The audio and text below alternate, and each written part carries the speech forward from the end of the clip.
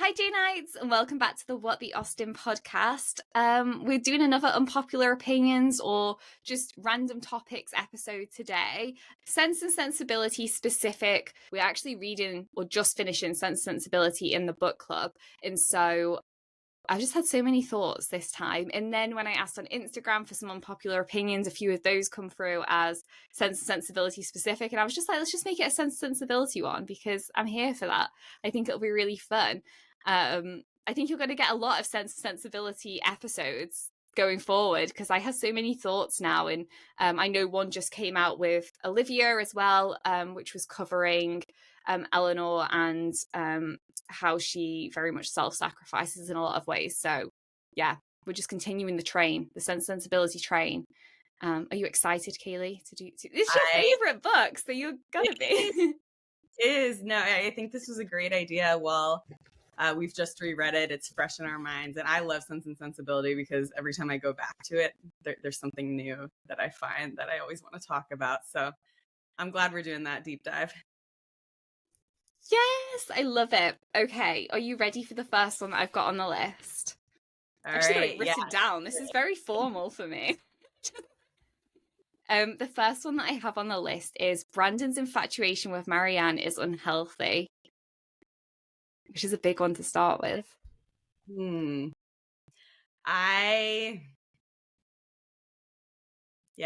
see it. I think so I'm actually a therapist. I don't know if everyone knows that, but I mean he does seem really clinically depressed and stuck.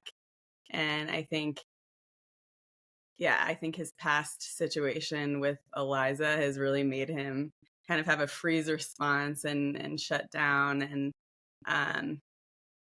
has made him a little bit, I think he projects some of his past stuff from the Eliza situation onto the present with Marrianne, which he sort of names.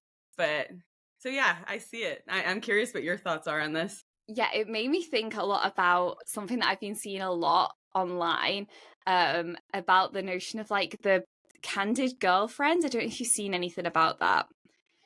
And it's basically like a transition from, do you remember the conversation around the cool girl that kind of came out of like Gone Girl, where she says about how she molded herself specifically to attract that guy and then to keep him because she was the cool girl. She did everything that was considered the cool girl, and that's how she kept him. So the candid girlfriend is a different theory on this, in that men sometimes take women, they see them as a canvas and they project their fantasies onto them.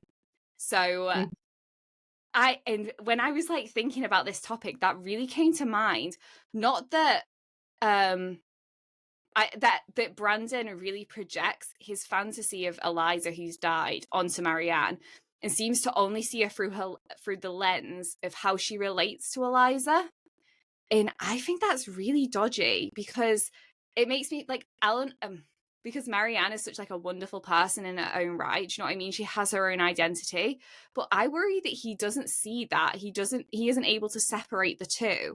He only sees the fantasy in his mind of how she is so similar to Eliza. So maybe he only really sees Eliza when he looks at her or sees her do things.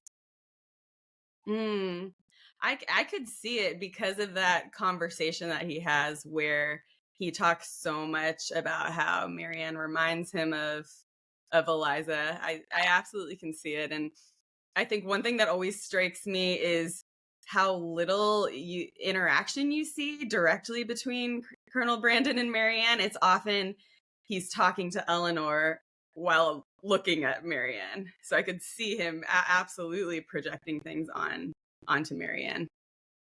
Yes, I was thinking the exact same. Like, they hardly ever have any interaction together.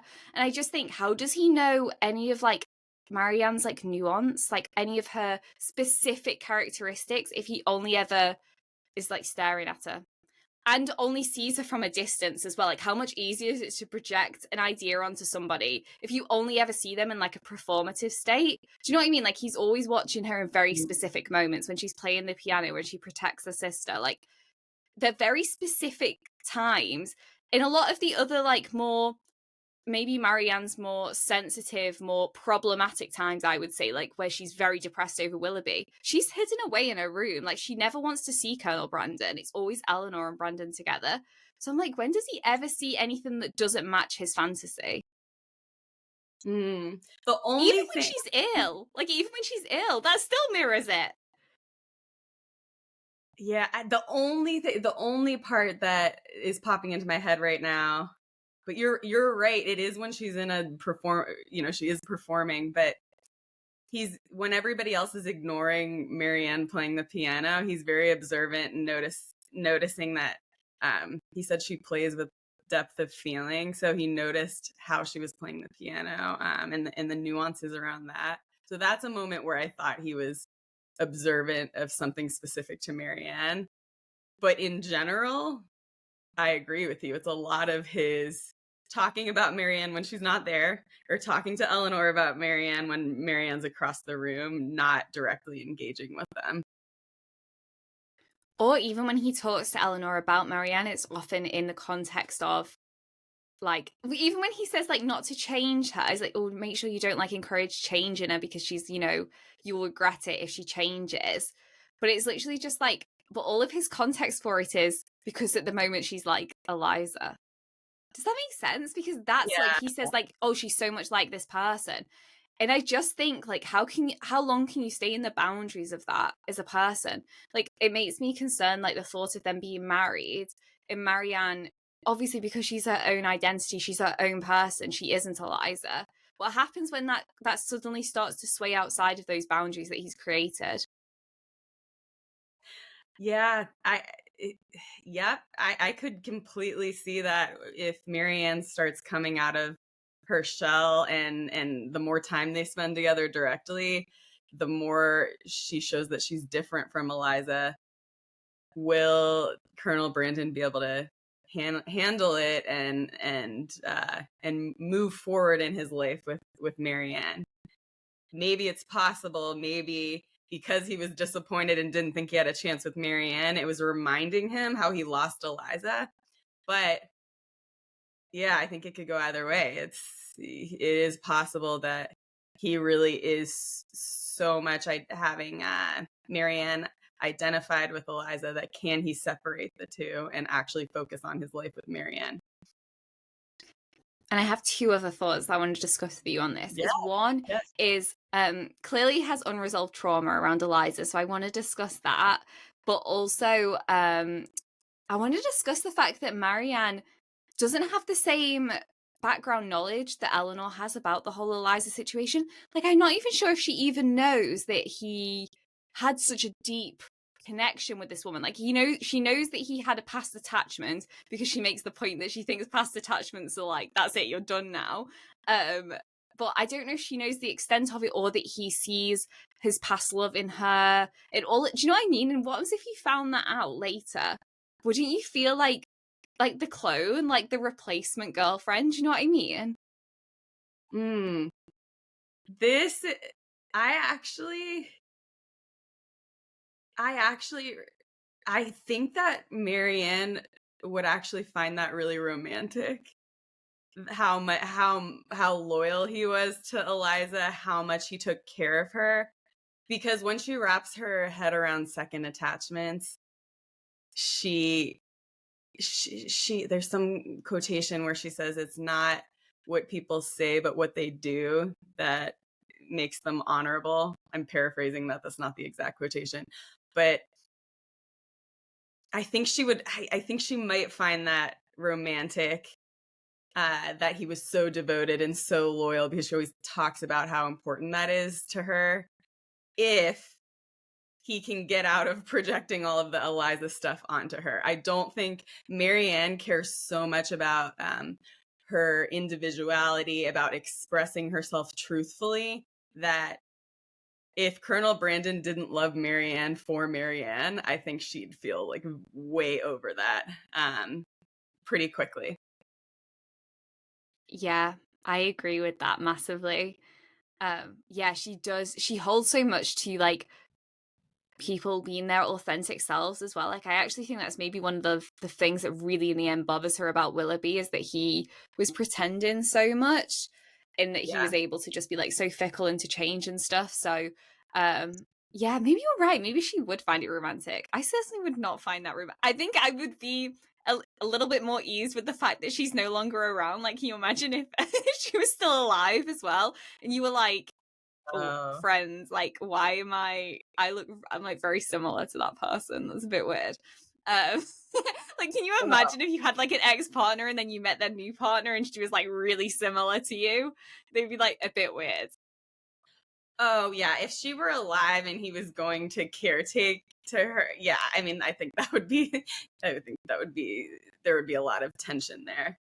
But yeah, Marrianne gets lost in idealizing things. I could just totally see her seeing that as so honorable, that he just cared so deeply for this woman that he didn't even get to be with, but then cared for her. Because she does, just like you said, she gets so disenchanted with reflecting on the Willoughby situation and realizing that there were all these poetic words with no and outright lies, with no follow through. And meanwhile, Colonel Brandon's in the background, not bringing attention to himself, not there for any kind of credit, but just quietly, stoically, stably being there for her and showing up with her through action.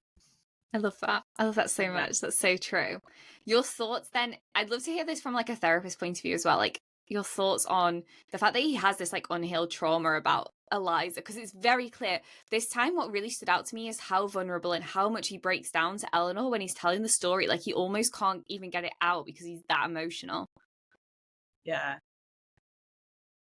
I mean, he seems very clinically depressed to me, and I just don't think men, particularly around that time, really had a space to process their emotions. It probably wasn't even really propitious to talk about that situation, right? Unless it's a really intimate acquaintance. So I think he's absolutely depressed.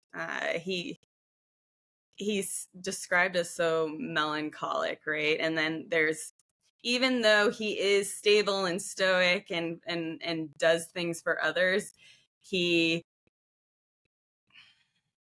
I don't want to say passive because he's not passive. That's not the right word. He seems a little bit withdrawn emotionally. He just seems so sad, and I don't know, like the word I'm thinking of, the clinical word is like anhedonia, like just this fatigue, this loss of interest in connecting with things that used to bring you joy. I sense, I don't know, I noticed that about him. Yes, I think as well, like you can see lots of similarities between him and Bennet in Persuasion, and obviously they go through the exact same thing, don't they? Like they lose someone that they loved who they were really close with, and like Bennet's very similar, isn't he? Like he's very depressed and like struggles to find like joy and stuff, and doesn't really want to chat to anybody, and so you do see that a very similar situation with Brandon. I suppose the deal with Brandon is it's been so long. Like obviously we love a bit of consistency of the heart. Like, obviously we love Wentworth's constancy, but like also like Eliza's died and he's still very much in that melancholy state. Like he doesn't seem to have brought himself back around from it. Do you know what I mean? Mm-hmm. Yeah, he seems so stuck. He definitely someone, you know, I think everyone would benefit from therapy, but definitely someone who I think needed to process that in therapy sooner. And it's, you know, it's clear he trusts Elinor as a confidant, and then when he is describing this, he does get so emotional. He has this catharsis, he's letting it out, and you just wonder, before talking to Elinor, how much time and space did he have to express this, to talk about this, to process this? Like, just the more you find out about the situation, the more devastating it is that not only did he not get to end up with this girl, but this girl married his brother, and his father was the one who arranged that. There are just so many pieces of and then his brother was horrible to her. Like it's all very wild. Oh gosh. Yeah, it's pretty awful. And then that he takes her daughter in, like, who's not even like in any way related to him. Like he takes her daughter in, and the guy just, it kind of breaks. And then she goes through her own trauma. Then he has to deal with Willoughby and everything, and like Jules him, and oh my goodness, like the guy goes through so much. Like it's actually amazing to me how stable and what a rock he is to other people in the novel, because out of anyone, like he deals with the most trauma, I swear. Oh, definitely. And as we're talking about all of this, one emotionally healthy thing I thought that he did was that, I don't know, I feel like someone else who was interested in someone and sort of quietly, he wasn't even pursuing her, but just showing interest, and then someone else swoops in and starts demonstrating overt interest in this person. I could see if someone else were in Colonel Brandon's position, that they'd get quite possessive or overly assertive, and that there'd be this fighting over Marrianne. But I did like that Colonel Brandon gave her distance, because I don't think that Marrianne would have responded well to that. She wasn't ready. She wasn't interested. So I feel like that part of the being a little bit removed was healthy. Like he read that right, that wouldn't have gone well to be super direct in pursuing Marrianne when Willoughby came along. No, definitely. And for all he knew, he didn't even have a chance for Marrianne anyway. So what would be the point of ruining any other situation for her? In fact, that would say to me that he actually never had feelings for her, because I just don't think you would do that if you... I feel like he would want her to be happy because he has such strong feelings for her. I feel like if he had jumped in and been like trying to sabotage it, when before this point we don't know that Willoughby's such a terrible person. In the grand scheme of things, Willoughby's a great prospect if he was the guy that he pretended to be. And so it would be so wrong of Colonel Brandon to sabotage that for Marrianne, because that would be such a good match for her. So I really respect that he doesn't do that as well. Same. He's very selfless. It's proof of his selflessness, right? Because if he were putting himself first, he would have done that. But I think he does care for her well-being, and he does want her to be happy, and he doesn't want her to have the sadness and the hurt and everything that he saw Eliza go through. No, now, exactly. Again, I'm comparing her to Eliza. We're all projecting Eliza onto her. Yeah, I think a lot of people also, obviously, they're concerned about like the age gap. I mean, it's difficult now because the older I get when I'm reading it, I'm like, the guy's a catch, like no ifs or buts, the guy's a catch. But I guess like when you think about it from the perspective of being 16, it is a little weird, it is a little creepy, but not so uncommon for that time period for people to have bigger age gaps, because which a whole nother topic that we could get into, but with the idea of obviously men needed to be able to provide for these women, because women couldn't go and get their own jobs. And so some men in Regency England would wait till later to get married so that they had all of their finances in check, because they know they needed to provide for like their family and everything. So, and they wanted to make sure they were stable and all of that kind of thing. So it's not uncommon for people to wait longer, not so long, obviously, otherwise they die, and then go for a woman who's younger, because obviously they want to make sure that they're really capitalizing on like fertility years. So it sounds a little bit clinical, but it's not. Yeah, in terms when you think about it in like an age where like medical advances were not really there, it's not quite as bad as it would be now. Obviously it'd be creepy as hell now.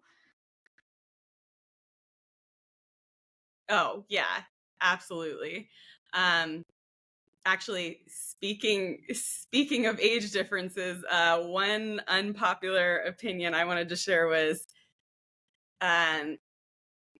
instead of Colonel Brandon being a good match for Marrianne or Elinor, which some people argue, what if Colonel Brandon and Mrs. Dashwood made the most sense being a couple? I love this.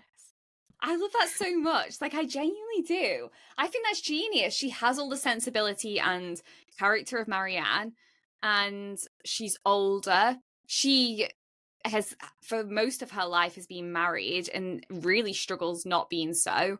She desperately needs somebody who can kind of manage the situation, and that needs to be taken off Elinor's shoulders. So I would have loved this setup. Like Brandon taking on like the responsibility. Obviously would have been so weird because he actually is attracted to Marrianne, so that would have been creepy as hell. But, you know, if we take that out of the picture, yeah, I think they would have made a good match.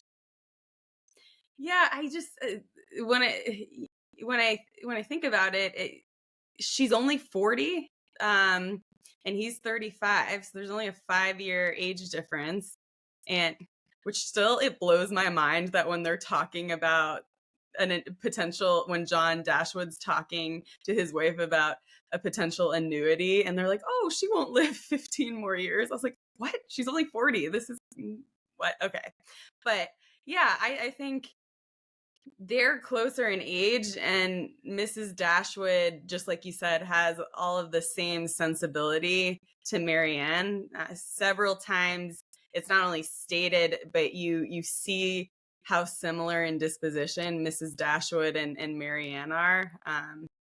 And so if he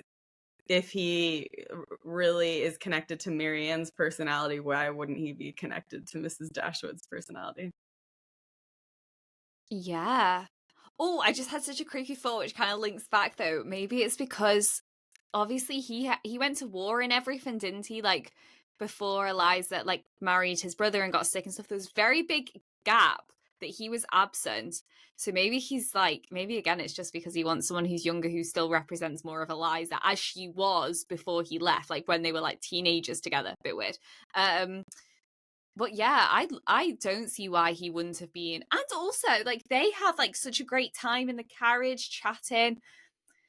I don't know whether because she's like a woman though, like with Marrianne, he has the potential to have children and stuff, doesn't he? Whereas he wouldn't have that with Mrs. Dashwood. Like that's just taken out of the picture. In I know it sounds really young to us, but I guess maybe she wouldn't have that much longer to live, like in Regency England. Um, Especially now that her living circumstances have like gone a little bit more downhill than they were. Like she may not have the same access to like, you know, like medical support and stuff now. So I don't know, but I kind of love it, but then I'm also like, I kind of want more for Brandon. Do you know? I just want him to have like a whole life. I want him to have a whole life with Marrianne, like where he's able to have his own family or whatever. You know what I mean? Yeah, this argument, like I thought it was interesting just because of the age piece, but I do see also how it doesn't work because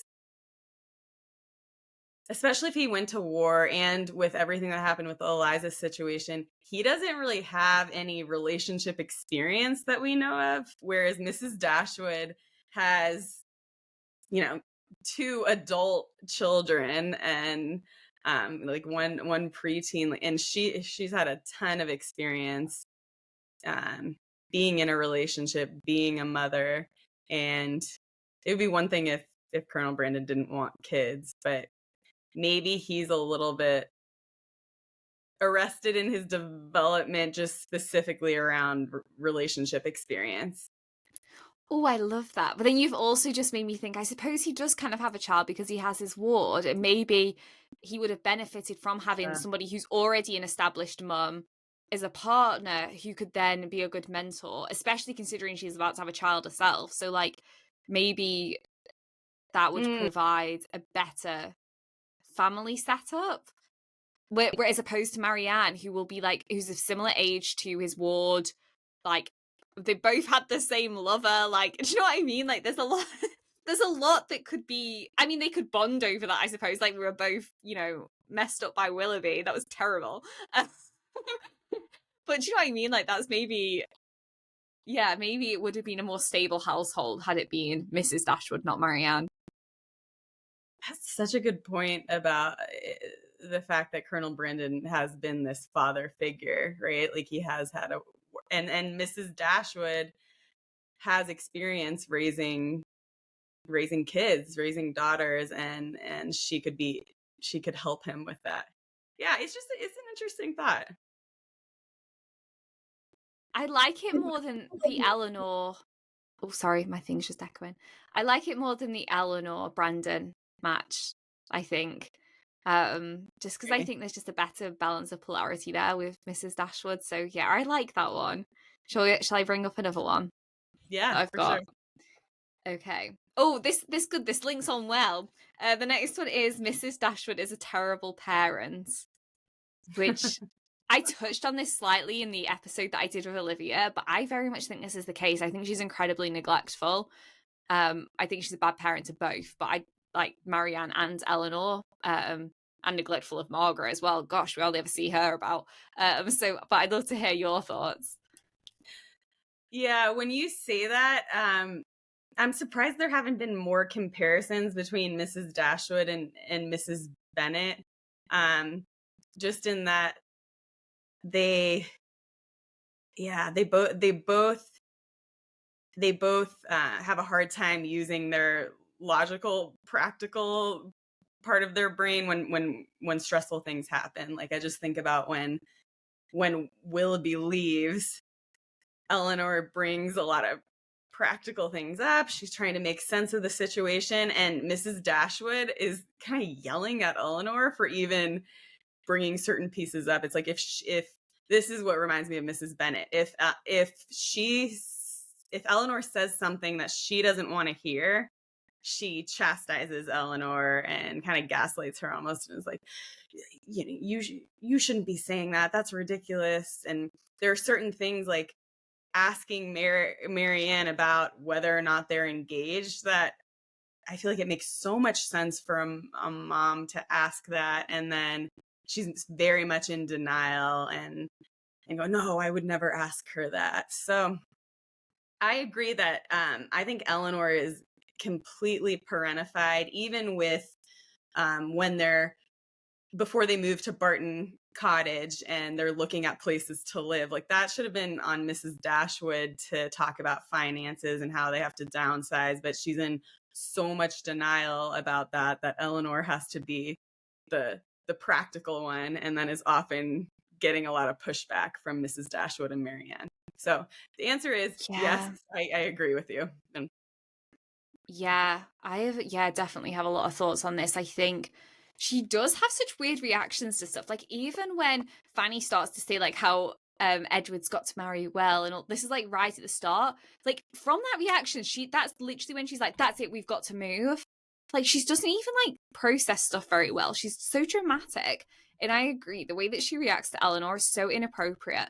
I made a point in the episode that I did with Olivia that Elinor really showcases signs of eldest daughter syndrome, that she's like constantly having to kind of manage the household, and particularly like her siblings and everything, and her mum. Like there's a really good quote right at the start that literally says that though only 19, she was to be the counselor of her mother.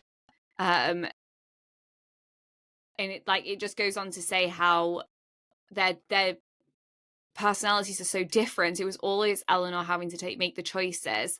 That Mrs. Dashwood's disposition was affectionate and her feelings were strong, but she didn't know how to govern them. And I think that's so true. We see her explode in like weird situations a lot of the time. Like you said, that Willoughby situation, she doesn't go and deal with it. And then when things don't go according to plan, she's overly emotional and just like not pragmatic at all, which I just think is so inappropriate when you're like a mum and you've got all these daughters that you need to be looking after. And it says here that Elinor saw with concern the excess of her sister's sensibility, but by Mrs. Dashwood it was valued and cherished. They encouraged each other now in the violence of their affliction. The agony of grief which overpowered them at first was voluntarily renewed, was sought for, was created again and again. They gave themselves up wholly to their sorrow, seeking increase of wretchedness in every reflection they could afford it, and resolved against ever admitting consolation in the future. So like that's, for me, that's so problematic. Like Marrianne and her mum, like they just feed off this like complete lack of emotional regulation constantly, and they do it to each other. And I actually think that's why she's also a bad mum to Marrianne, because Marrianne gets herself in a whole heap of trouble with Willoughby because her mum doesn't stop to check the situation or to say like what's going on, maybe this is inappropriate. She just lets her go off with like Willoughby and do God knows what. And given Willoughby's situation with the ward Eliza, I mean, they could have been doing anything really at that point, and you don't see Mrs. Dashwood do anything to try and resolve that situation or to stop that happening or to be on guard for Marrianne. So although I think she's really neglectful of Elinor, I also think she's neglectful of Marrianne in her own way as well. I think these are all really good points. I agree. I think it's okay that they feel their feelings. I think it's important to feel your feelings and not repress them. There's a time and a place you need to let your feelings out.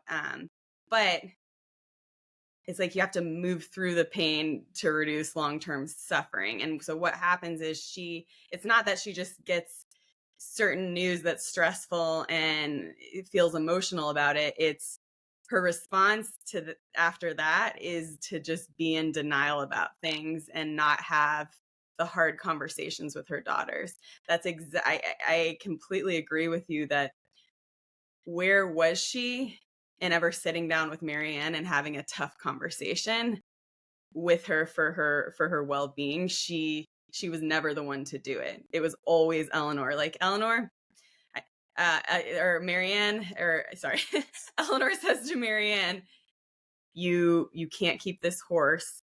Like Elinor is really often the tough love parental figure to Marrianne. It's not Mrs. Dashwood. And every time that Elinor goes to Mrs. Dashwood to try to get her to be in that parent role, she deflects. Yes, it's so true and dangerous.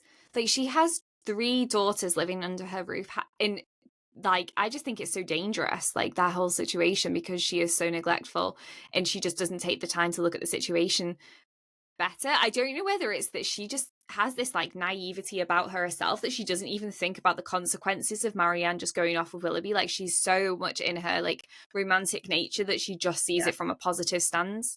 But I just think how dangerous. And Elinor tries to make this point constantly, and it's not Eleanor's place to go to Marrianne and be like this or that. I mean, she does try, but I hate that Mrs. Dashwood is so harsh to Elinor when she tries to point out things that are actually really good points. Even when they're talking about going to London, like Elinor says, I don't know if this is a good idea because like you've not heard from him. Like none of us know what's going on. Why are we so excited to go to London? And like Marrianne and Mrs. Dashwood are like, oh, this is great. Like you're going to see Willoughby and all this lot. And Eleanor's right. In the end, it wasn't a good idea. It basically, that whole situation is then what causes Marrianne's illness and she's the one who has to nurse her. I know Mrs. Dashwood isn't there, but at the same time it's like even when she turns up, like everything's resolved, and I don't know, it really gives neglect. It just gives neglect. That's a perfect example where Mrs. Dashwood should have put her foot down and should have clearly said, don't go to London. But I completely agree with you. She has this romantic, idealistic view of things that Marrianne does, and she sort of rigidly attaches herself to this fantasy, giving the benefit of the doubt to Willoughby too much to be prudent and practical. It's too painful for Mrs. Dashwood to think that Willoughby could have betrayed Marrianne, that she's kind of clinging to that hope as much as Marrianne, and then it really prevents her from having good judgment in protecting her daughters. And it's neglectful, just like you said. Not intentionally, but there's definitely an element of neglect. Yeah, and I think there's a really great quote that I want to bring up as well, which I did bring up in the last episode, but I think it just really highlights this. But before I say that, I think it's even more obvious when you compare Mrs. Dashwood's actions against Mrs. Jennings. Like Mrs. Jennings is actually I know she gossips and that can be problematic, but she's actually a really good maternal figure in the book. She really looks after the two sisters. Like they want for nothing around her, and she's always there for them. And when it, like, you know, it actually does, you know, hit the fan in the situation, like she's so, like, she is like mother bear around Marrianne. She's like, there's no way Willoughby's coming anywhere near us. We're not doing this, we're not doing that, and I will make sure that you get home okay, like whenever you want to leave. Like, I have such an appreciation for Mrs. Jennings in this reread of it, because I feel like she does have so much love and care, and she stays with Marrianne when Marianne's sick and everything. Like, she doesn't leave even though her daughters had to leave with the baby. Like, the comparison is massive. Like, Mrs. Jennings shows up like I just think she shows up as a really good parental figure in the book. Yeah, it's so interesting that you say that, because my first thought is Marrianne doesn't treat Mrs. Jennings very well. She doesn't really throw her any kind of a bone. But Mrs. Jennings, while it is a little oppressive and off-putting how much she attunes to things so that she can have gossip, at the same time, at the end of the day, I think her heart is in the right place, and she does care for Marrianne, and she does take care of the girls. Yeah, I think so. There's a quote that I want to bring to you, because I think you'll love this one. She found out that she had erred in relying on Elinor's representation of herself, and justly concluded that everything had been expressly softened at the time to spare her from the increase of unhappiness and suffering. This is Mrs. Dashwood reflecting on how she's treated Elinor. She had been unjust, inattentive, nay, almost unkind to her Elinor. That Marianne's affliction, because more acknowledged, more immediately before her, had too much engrossed her tenderness, and led her away to forget that in Elinor she had a daughter suffering almost as much, certainly with less provocation and greater fortitude. And she has this reflection which seems very deep, very powerful, and literally, like, that's it though. It's just the reflection. Like, there's no action on it. Do you know what I mean? She doesn't change her behavior. It's just like she just has this inner reflection where she's like, oh, I've been a bit of a terrible mother. So that's it. But I don't think she has the ability to adjust her actions. Like, I just think that I think she's so absent in a sense that she and quite self-centered, which I think is a lot of Marianne's problem as well, that I think she can, I think having the ability to be self-reflective is great, but if you then can't action upon that, is there any point in it anyway? Wow, that is I'm so glad you pulled out that quotation. That's such an important quotation. I mean, she reflects on exactly what we've been talking about, that she's fixated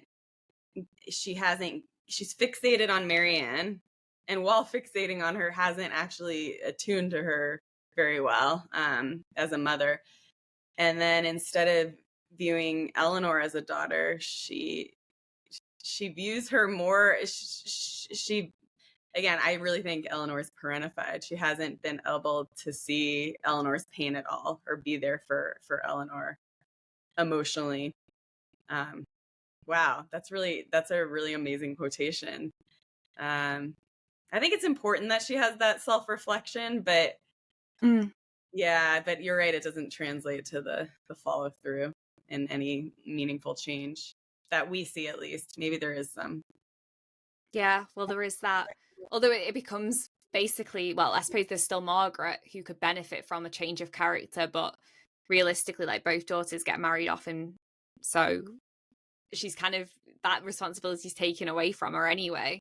Okay, I have another one we can discuss. Okay, I'm really interested in your thoughts on this one, because I don't really know.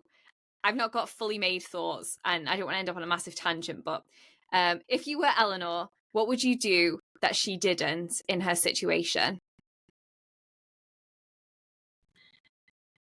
Regarding Lucy Steele? Everything. So, like, her whole situation, like, throughout the whole novel, would you have done something differently? You know what I mean? Like, to get a better outcome, or to just, like, not suffer as much. You know what I mean? Like, I think just like looking at it as a whole picture, if you were Elinor, what would you have done differently, or what would you do differently?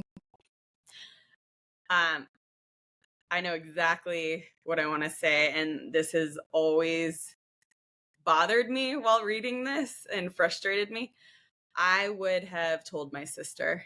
I would have confided what was happening to my sister. I would have been honest about my feelings for Edward, which Marrianne knows on some level, but I more importantly would have been honest about what Lucy Steele had told me, because I know part of, like, there's this sense of honor around being a confidant that we have to take into consideration here, but I'm sorry, I'm going to feel more loyal to my sister than this random girl that I met who's being manipulative. And I know that the argument is going to be that Marrianne was in too vulnerable of a position and she didn't want to burden Marrianne, but I think there are a lot of comments about Marrianne's self-absorption, but Elinor doesn't really give Marrianne the chance to show up for her emotionally, because even when Marrianne tries to ask about Edward, Elinor is so private. She really keeps it close to the chest, and I think Marrianne does have a good empathetic heart, and even the way that she talks to and attaches to Edward, she's doing that because she cares so much for Elinor and Elinor's happiness. So I actually think it would have been a good opportunity for Marrianne to demonstrate empathy and compassion and support for her sister. And I think it would have helped her get out of her own situation a little bit more. And so I absolutely would have told my sister. And I mean, I have a sister and I'm very close with her. And I understand that Elinor and Marrianne might be a little bit different, but I think Elinor keeping things so close to the chest is bad for her, and it doesn't give Marrianne the chance to truly show up. So there's that. And then I also think I would not have allowed, I would have at least paced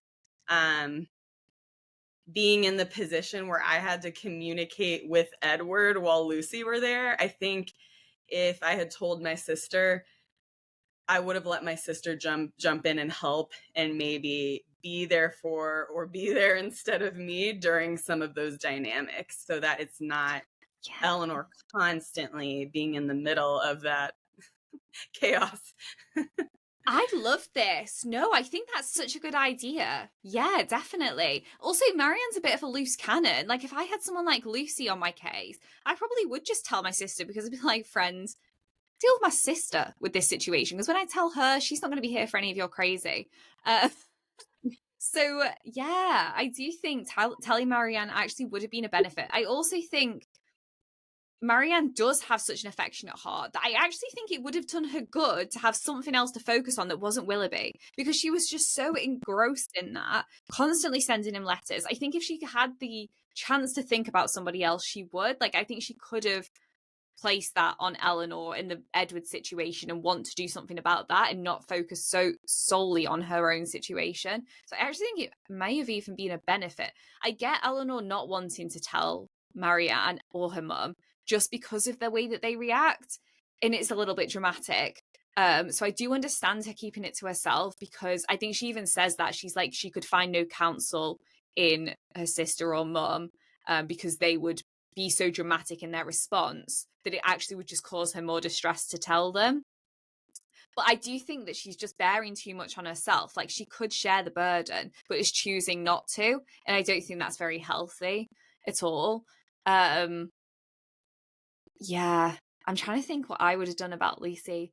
I know what I would have done. It is slightly different. So if I felt like I couldn't tell my sister, I don't have a sister, but like, if I felt like I couldn't tell my brother the situation, which sometimes to be fair, I do keep stuff to myself for much longer than, like, even if I know something like way in advance, like I keep it to myself for a while.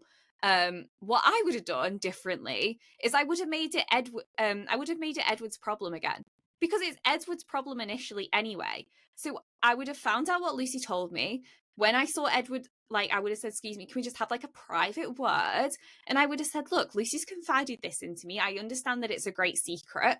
But obviously that I don't particularly want to be involved in it. No hard feelings between us, but I just don't want to get in the middle of this. I'd let him speak to Lucy, because realistically, this is all Edward's situation. Like, his failing is that he doesn't communicate with either of these women that he has been caught in, essentially. It's rude. And the fact that Lucy and Elinor keep it to themselves and they're like bickering and they have this rivalry between them, I think it's so wrong. Like, I think it's so wrong when this is actually his problem. So yeah, I would have told Edward and said that you need to speak to Lucy about it, because frankly, like, why should I have to suffer with a horrible friend and now heartbreak because I found out that you're engaged to her just because you're too much of a coward to go and speak to her yourself? Why is that my burden? Hell to the no. So I would have put the onus back on Edward, because that's where I think it needs to be, and I think he needs to step up into that role. And then I also equally just wouldn't have married him in the end anyway. So I just, yeah, for me, I just would have like man, Izzy, that's what I'm getting. Edward, your dream man.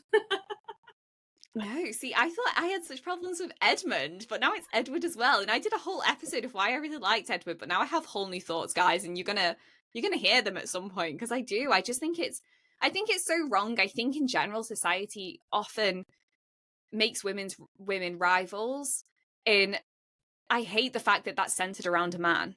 Do you know what I mean? I'm not saying that Lucy is a nice person and a good friend for Elinor, but Lucy, in the end of the day, is an unmarried, uneducated woman. You know, she thought that she had a great prospect in Edward. I don't see that that's Lucy's fault for falling for that fantasy. I very much see that it's Edward's fault, you know, for leading her on and then not cutting it off. Or realistically, I get that you couldn't cancel like engagements or what have you, because that would... Edward has position in society that Lucy doesn't have. If he cared for her at all, he could have set up a new match for her. Nobody knew about their engagement. Like, he could have helped her. He could have said to his sister, like, can she come and stay with us? Like, let's try and help them to find like a good match in life.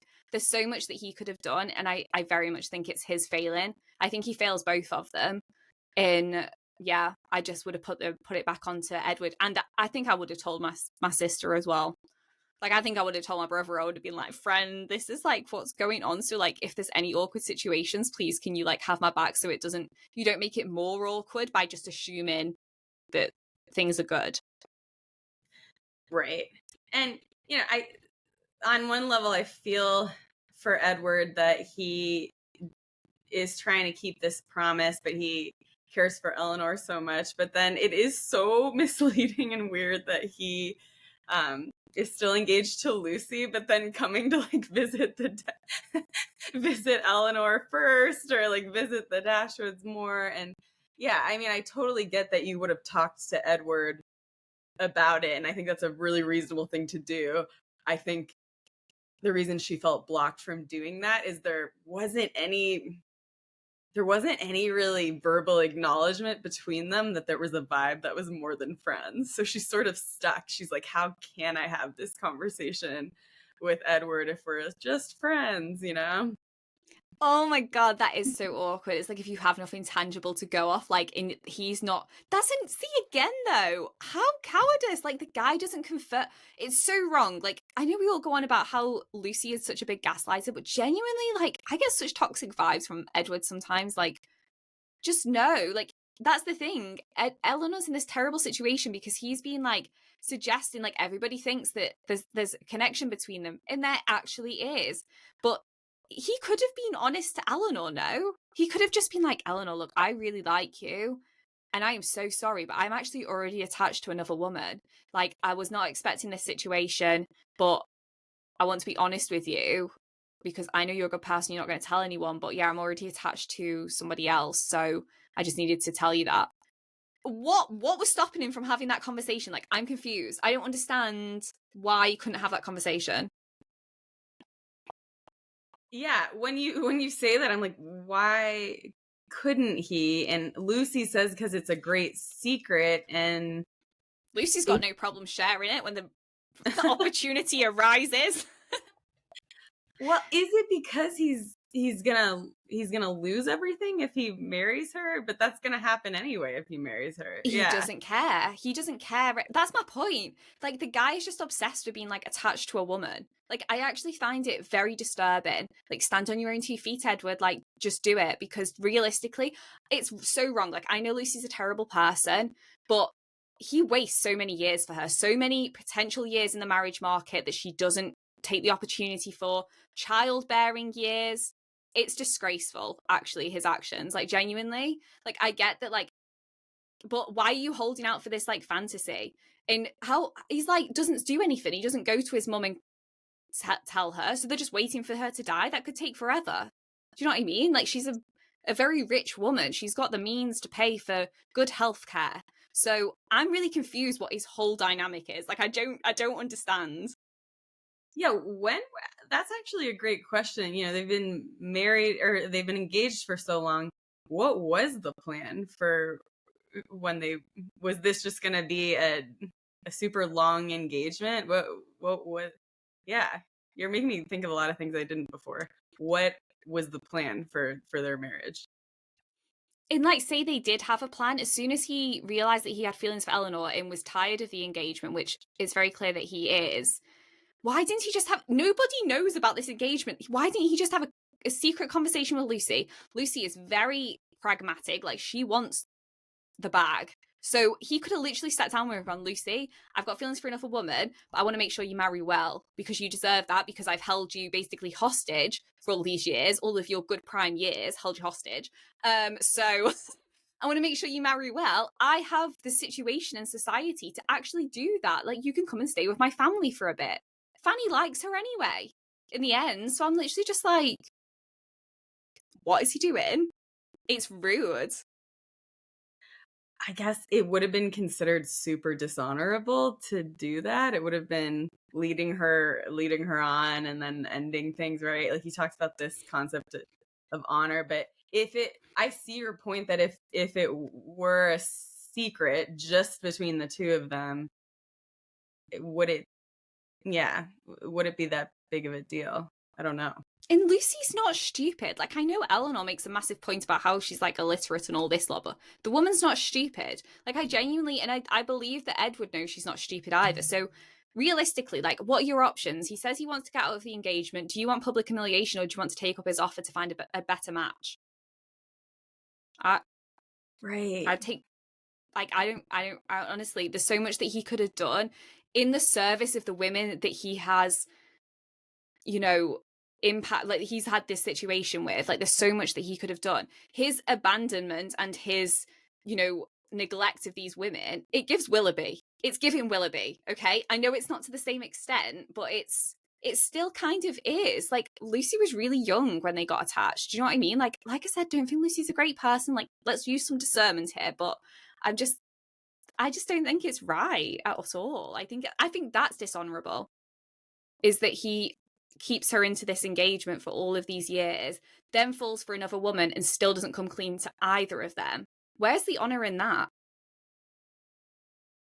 I think he's trying to convince himself he's over Elinor, right? Like, he's trying to go, oh, we can still be friends. It feels different than Willoughby, because Willoughby just completely abandons the family without any attempt to return, whereas Edward, you know, he does stay connected to Lucy, and he's visiting her and then trying to kind of convince himself that he's just friends with Elinor and can maintain this relationship with the Dashwood family. But it is a bit, it is misleading. I mean, it is leading Lucy on. It is leading And Lucy. what efforts does he make at all to create a stable life for her either? Like, if he thinks he's stuck in this attachment, what is he doing to try and create a stable, happy life for her? Nothing. The guy goes into hiding for most of the book. Like, he genuinely doesn't. And I get that he's, like, shy and stuff, but realistically, like, I'm not being funny, but what is your excuse? Like, I said this in the last episode, but, like, you're a patriarch in a patriarchal society. Like, society's set up for you. It's not set up for women in Regency England. Like, what are you doing? It's giving neglect. It's giving Mrs. Dashwood. Yeah, he's clearly very lost. He's around 25, right? He you know, he even talks about this with Elinor, with the family, about how he has a lot of pressure from his family to be someone of high status, to be established, to go into parliament, or whatever that role is with like a big title, and he just doesn't want that. He wants sort of a more laid back lifestyle, or more humble lifestyle is a better word.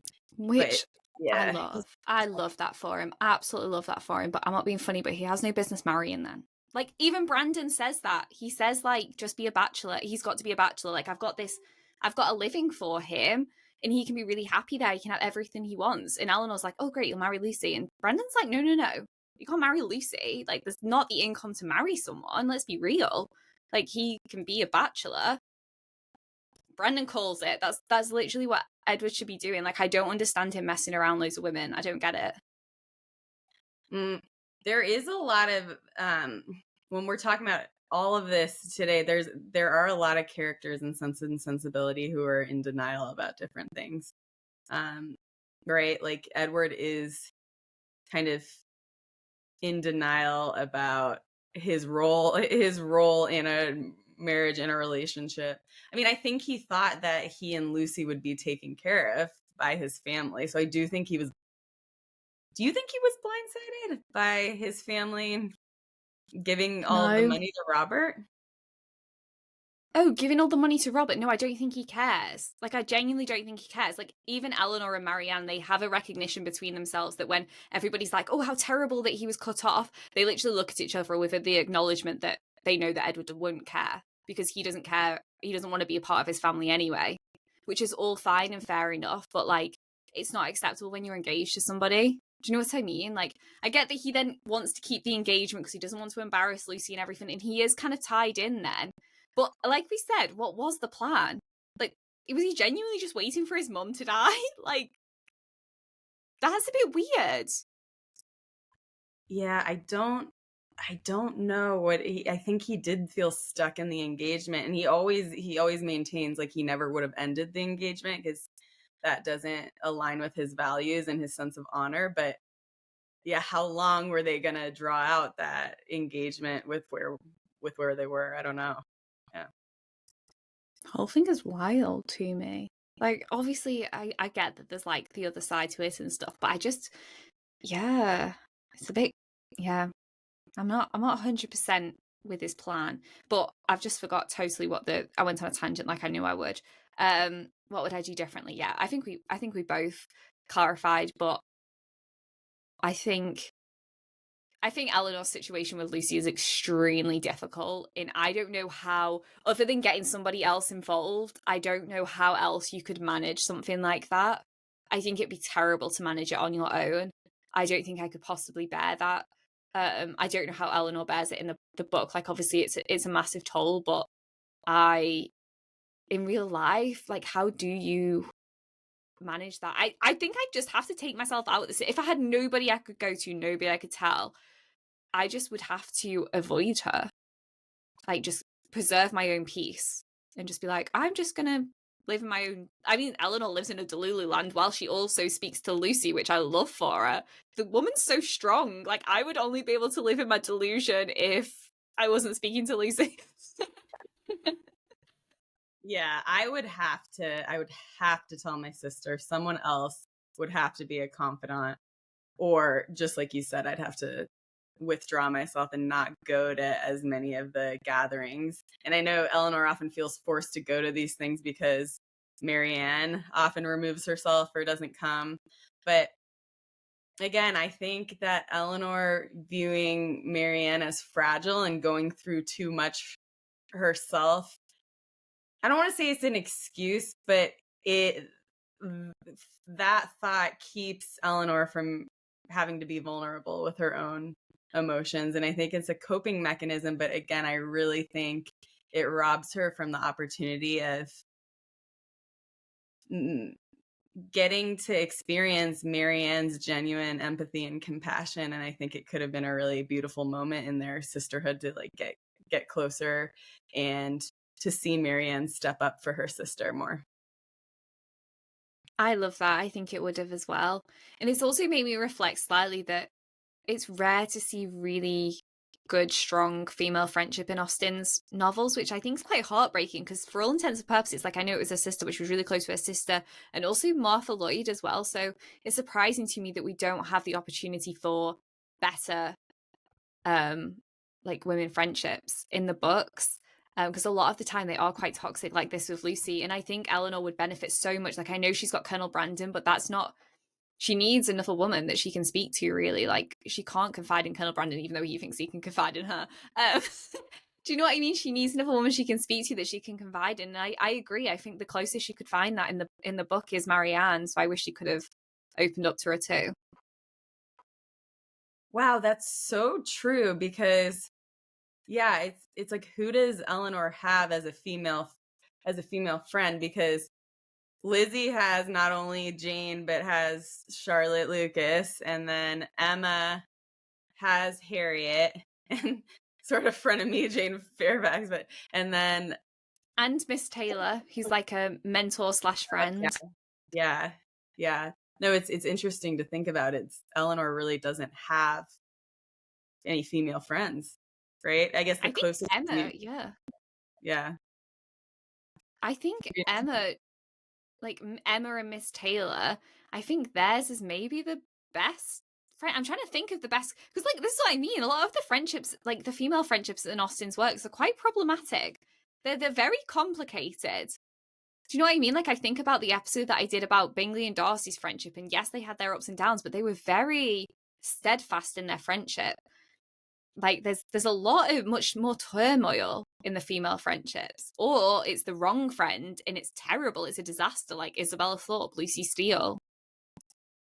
Yeah, no, it's so interesting too, because when you said what's the best example of female friendship, I immediately think of Jane and Lizzie, and obviously they're sisters, but there's this element of privacy that I have a hard time relating to sometimes. I think it's fine to be private, not share your information with everyone, but just as Elinor is so closed off and private with what's going on with her, and not confiding in Marrianne, I feel the same way about Elizabeth regarding Jane sometimes. Like, I know eventually she tells Jane things, but I'm like, why the secrecy for so long? Why are you not sharing yeah, I just noticed that parallel.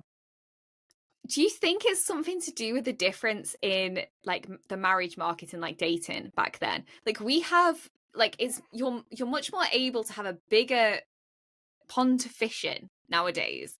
Do you think because it was so small then, that people, like, that women were very cautious, that if they spoke to a woman about a man who was considered like amiable, like actually like someone that they'd want to marry, that woman could then be a threat? I mean, if you think about it, I know Lizzie didn't want to marry Mr. Collins, but Charlotte Lucas is hot on in there. Like, as soon as like Lizzie's like no, like she is like right ready to take him. So I wonder if it was that it was just a bit of a free for all. Like, if you had somebody who was a good catch, that women were just more private because they were like, I don't want to lose out. Like, maybe that's Jane's thing as well, that she's so secretive. Like, she doesn't want to put all of her cards on the chest, because obviously if she does that, she's showcasing to other women that this man is a good catch because I think he is. Do you know what I mean? So like, maybe that's why people are a little bit more like, I'm not going to talk to people about my connections because I don't want you to take them. Yeah, I think that definitely makes sense for Jane, and for why Jane is not so open in public with her feelings for Bingley. It's just interesting to me when it's sisters, when you know that you're not going to go after your sister's guy, to still stay that private or something. Yeah. He's interesting. Just so much closer. Like, they like share like bedrooms, and yeah, it is weird, isn't it, that they're not more forthcoming about their feelings. Fascinating. I've loved this though. I feel like we've had some good conversations. Yeah. I love that we've both had like different thoughts on some of the stuff as well. Yeah, we touched upon a lot of things I haven't thought about before today. It was really cool. Yeah, I just feel like there's so much that I want to unpack in Sense and Sensibility that I've not realized before. And I'm just loving so much like reading the books with the book club, because just going through it slowly and picking out stuff, like, because we read in the book club, we read a volume a month. So Yeah, I don't know about you, Caily, but I'm just really benefiting, like moving through the novels a bit slower, and obviously chatting with all the girlies in the book club, like about the topics is just, it's really just opening my eyes up to like so many more topics that we could discuss on the podcast. Yeah, the book club's wonderful. I say, I always love rereading these novels because I always find something new, but then it's amazing to be in the same spot of the novel and then hear other people's thoughts on maybe a similar section that you flagged. And yeah, no, it's been really amazing. Yes, if anyone wants to join the book club, it is part of the Patreon. I'll leave the link below. It does have a cap. I'm capping it at 50 members. So at the moment, I think we're on around like 22. So yeah, there's still a few spots left, but yeah, it is capped. So don't wait around forever if you want to join the book club. So yeah, that is everything from us today, though, and we will see you in another episode.